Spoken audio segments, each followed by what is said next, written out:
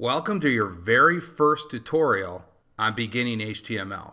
HTML is the bedrock of the World Wide Web. And if you're going to do anything, even in other languages involving the web, it is highly important you know HTML. So let's take a look at some of these bullet points. And again, this is an introductory video.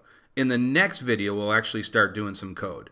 Now, as you can see in that first bullet point, HTML stands for Hypertext Markup Language.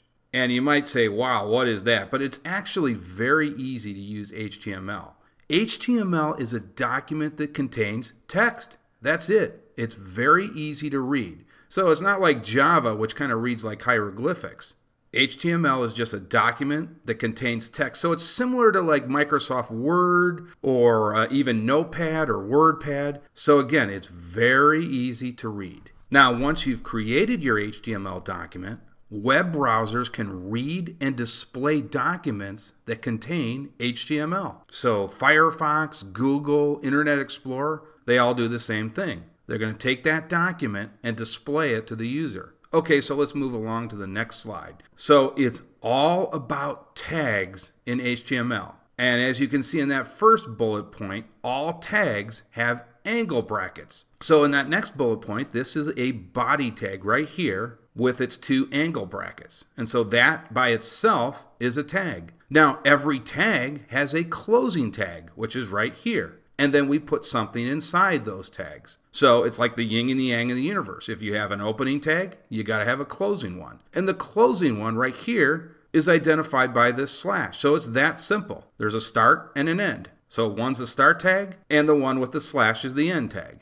Now together with all the tags and whatever we put inside those tags, they are called a markup element.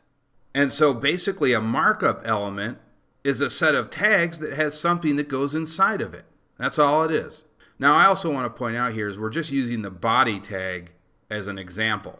We'll be going over many other tags in the other videos. Now most of the HTML code that you'll be doing always has an opening tag and an end tag. But there are a few tags where you don't need to have an end tag, and those are called empty elements, and we can see this in the next bullet point. And so if you look at this particular type of tag, it has BR there, and that stands for a line break. So that means you're basically putting spaces between your lines. That's all that does. But we don't need to put anything inside that. It's just creating a line break. So it doesn't need an end tag. So that's why it's called an empty element. So that's basically it. It's those two type of elements that we're going to be dealing with. Now you might be asking, what do I need to download for this series? And the answer is nothing. All you have to use is Notepad. Remember, an HTML document is simply a text file. So all we really are going to need for this series is Notepad. Now, if you want to use another type of text editor, that's certainly fine. You can use Notepad++ if you want to follow along. Now, if you want to go ahead and use other solutions such as Visual Studio or Dreamweaver to follow along in the entire series, you can certainly do that as well.